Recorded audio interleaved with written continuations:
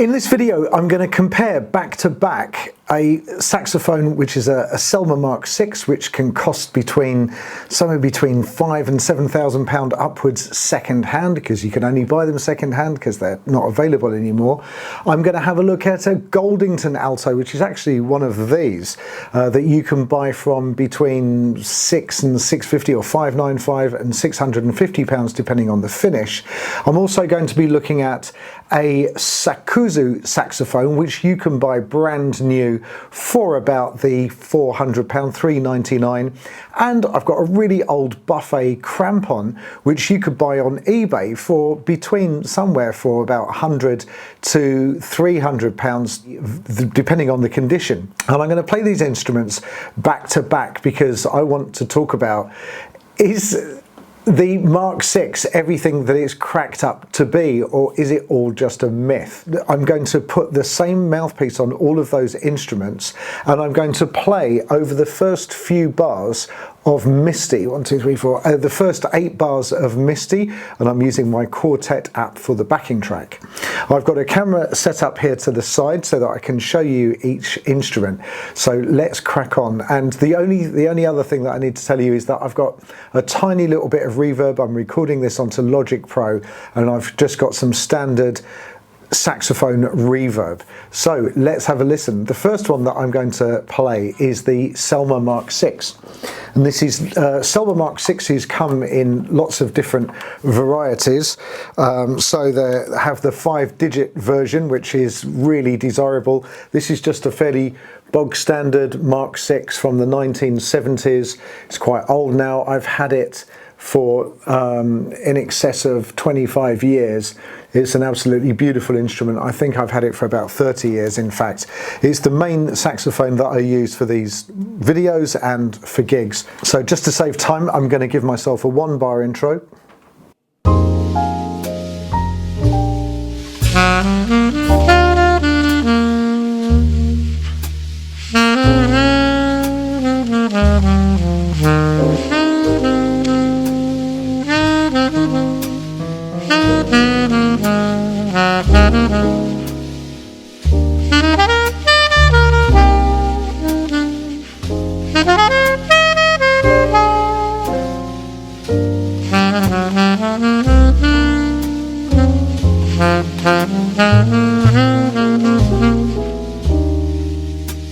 Now I'm going to attempt to play more or less exactly the same thing on the next saxophone, which was one of my Goldington Altos. So this is my Goldington Alto, and you can have a closer look. It's got some lovely engraving all over it, all over the bell. I don't know how well you can see that on the camera, but it's very heavily engraved.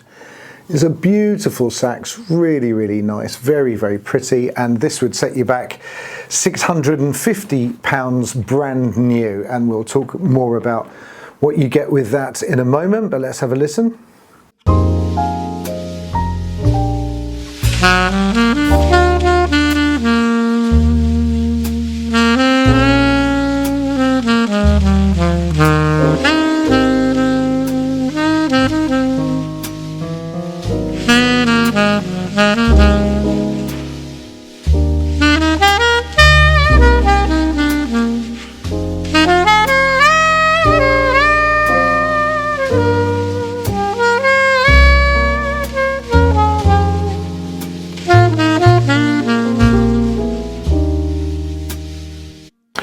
Okay, so that's the Goldington Alto. Next up we have a Sakuza Alto. And here it is, the Sakuza Alto. This has engraving on it. It's really quite nice. And yeah, and that's what it looks like. So here we go. This is the Sakuza Alto, exactly the same.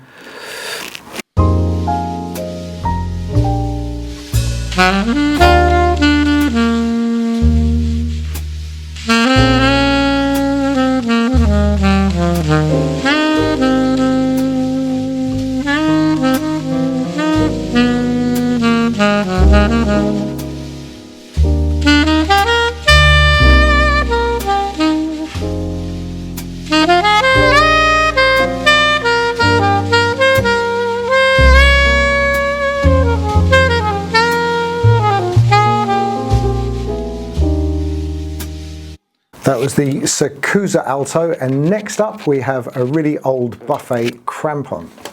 So this is the Buffet Crampon. There's no engraving on this saxophone at all, which is not necessarily a bad thing.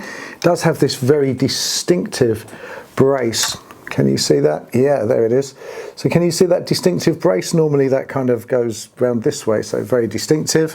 French-made saxophone, and right, let's give that a blow and see if we can do something similar.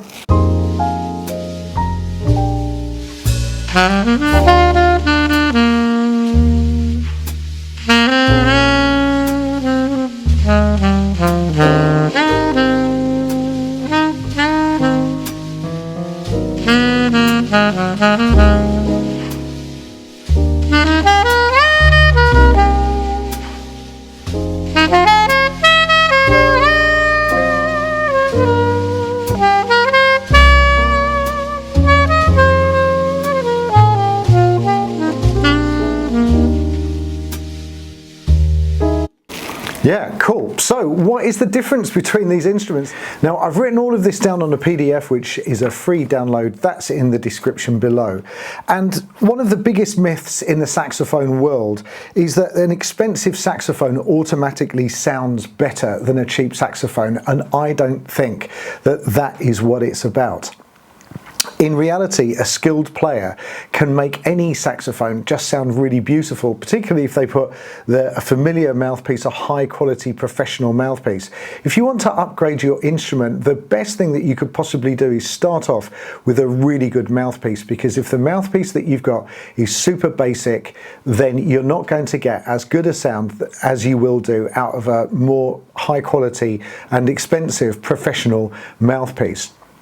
And that is just a reality. So before you spend loads of money on a special saxophone, then do think about upgrading your mouthpiece. So the first saxophone I used was a Selmer Mark VI, and the typical cost is between £4,500 and £7,000, although you can pay, and this is British pounds, you can pay a lot more for those. You might pay a little bit less, it just depends on what condition it's in. And one thing you'd have to be aware of is that you might need to do some work. So you need a technician to take it in and have it repadded, or have it at least checked and adjusted, because they stopped making these in what, the late 70s, I think, early 80s, late 70s, I'm pretty sure, and so they're going to be old by the very nature. If you're going to buy one, make sure it comes with the original case, because the original case is really significant and important and quite valuable as well. It is by far the most famous saxophone ever made, and what you're buying into really is some prestige and some saxophone history, because there's a lot of great players who played Selmer Mark VI's. What I like about my Mark VI is that my hands feel very familiar there. Now, the thing is that they feel very comfortable to me, but I've also been playing it for a really long time. And if you play another saxophone, then you would get used to that over time, and that would start to feel a lot more familiar and comfortable too. But having said that, the Mark VI's do play really nicely, especially when they're set up well, and they just seem to, the ergonomics of them are really nice. As far as I'm concerned, they are absolutely lovely. So they feel really nice in your hands. If you do buy one, it's unlikely to go down in value. It's much more likely to go up in value. That's not guaranteed, of course, but beautiful things, works of art like these instruments are, handcrafted French with the highest attention to detail in every aspect, it's not going to go down in value. So they are a beautiful thing, but do they sound better than like a really cheap saxophone? I mean, it depends who's playing them, but I think, you know, to be honest, maybe they do a little bit, but not like 10 times or 20 or 30 times as good as a cheaper saxophone. I mean, they just don't. They're much nicer to play though.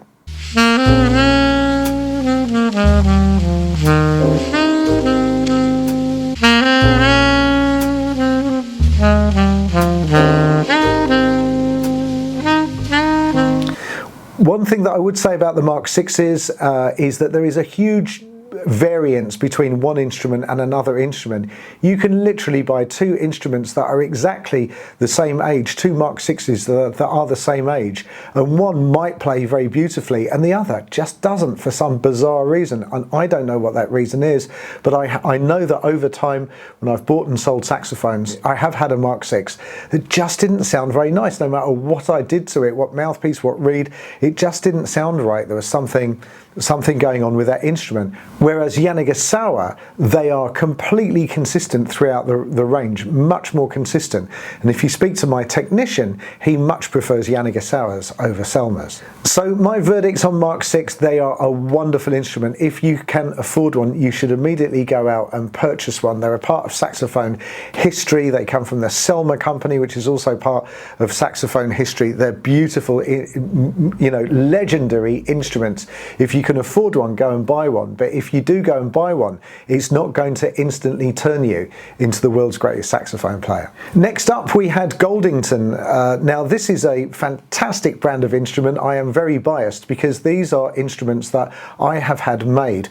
So the short story is my wife and I had a gig in Hong Kong. We were flown out to Hong Kong to a private event to go and play. While I was out there, I made it my business to source a manufacturer of saxophones because I was sick and tired of buying second-hand instruments in this country, having them fixed up and then selling them on. It was far too much hassle dealing with buyers who said they're in great condition, and you turn up and it's just completely destroyed, and then spending a lot of money having them fixed up and putting a small commission on top when I came to sell a beginner, somebody that I just taught a saxophone. I've just taught somebody how to play the sax. They're super excited. Where can I buy a sax? Can I buy yours? And no, you can't, because I haven't got one for sale, or I've got this, you know, really old kind of tatty saxophone. So I thought, if I start bringing in my own saxophones from China. Now, I went through 3 or 4 or 5 manufacturers, and in the end, I went through about 4 manufacturers, and in the end, I found the best manufacturer who have got a fantastic reputation, and they make saxophones for other companies as well. And so the Goldington brand was born. They come in lots of different finishes, and I had them, they will make it up to your specifications. So I had them made up to feel like, the altos to feel like a Selmer Super Action 80 Mark II, and the tenors to feel like a Mark VI. So they based them as closely as they could on that. What that means is the keys are spaced out like that. They're very nice instruments. That one that I was playing was £650. It's very nice to play. It sounds really good. Is it as good as a Mark VI? No, it's not, because with a Mark VI, every single thing about that instrument is hand built wherever possible, and the materials that they have not saved any money on the materials. You've used the best of the best of the best. And the reality is, with the Chinese, even good quality saxophone like the Goldington ones, they will have definitely made it much more economic by using not such high premium quality materials, and they will have machine made as much of it as they possibly can. Is it a really good instrument? Yes, it is. I've had loads of professional people buy one off me. They absolutely love them. It's the saxophone that I take on holiday with me, just in case anything happens to it. It would be horrible, but not the end of the world like losing a Mark VI. What I like about it, it feels just like a Selmer when you hold one. Very comfortable, excellent intonation.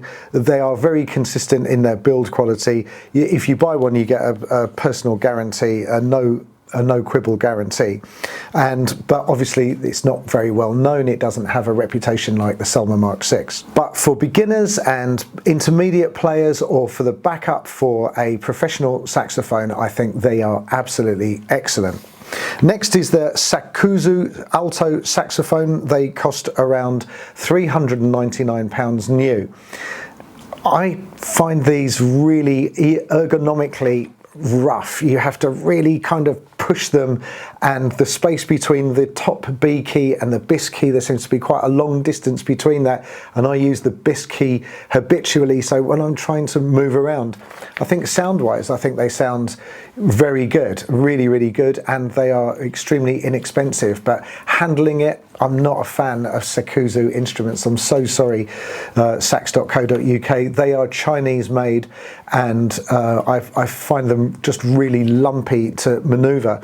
Now, I think what you could do is that you could take that to a saxophone technician and get him to adjust it so that it didn't feel quite so lumpy, and the spaces between when you push the keys down, there's a big gap in the action. The action's very heavy.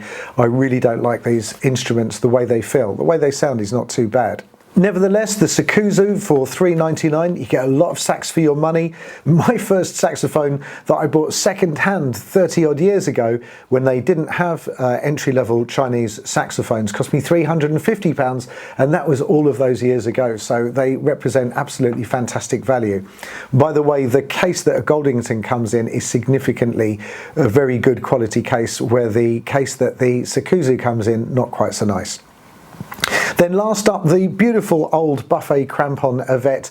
Do you know what? I've got a bit of a soft spot for this instrument because it's really old and it's French made, and you can buy one for as little as £100 or £150.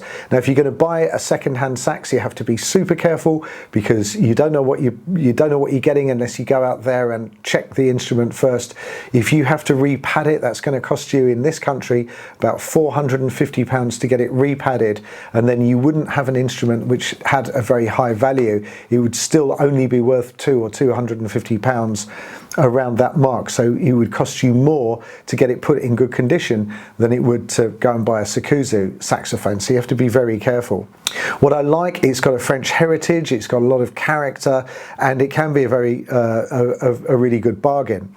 The ergonomics are a little bit older. Again, it's kind of lumpy to manipulate. It's not as bad as the Sakkusu, but it's quite lumpy and not as smooth as the Goldington or the tenor, but then it is a fraction of the cost. So what I want to dispel here is the thought that the sound that you make is coming from the saxophone. Of course it is a bit, but it's really from you, the player, and the mouthpiece and the reed that you're using. So it definitely is whoever's behind the instrument. I really hope that you found that useful. If you did, can you drop me a subscribe? I would so much appreciate that. And if you'd like to buy me a coffee, you can. You can also join my YouTube channel. That's different to the website. If you want to join the YouTube channel and see members only content, and you get access to members only videos much more early, and you get access to me, you can email me, my members email me and ask for advice, and I try and help them out, and you get lots of other member benefits as well. So if you'd like to join, you can. And my website has loads of free content, hundreds of free videos that are searchable, and some paid content as well. Major scale courses, minor scale courses, 251 courses. There's a whole bunch of stuff going on there. So do have a look. Blue scale courses. Do have a look at saxmadesimple.com. Would you like me to make a video like this with tenor saxophones? I can do if you'd like, but if I get lots of requests for that, then I'll definitely do it. And if not, nah, maybe not. Thank you so much for watching. I'll see you in the next video. Take care. Bye bye.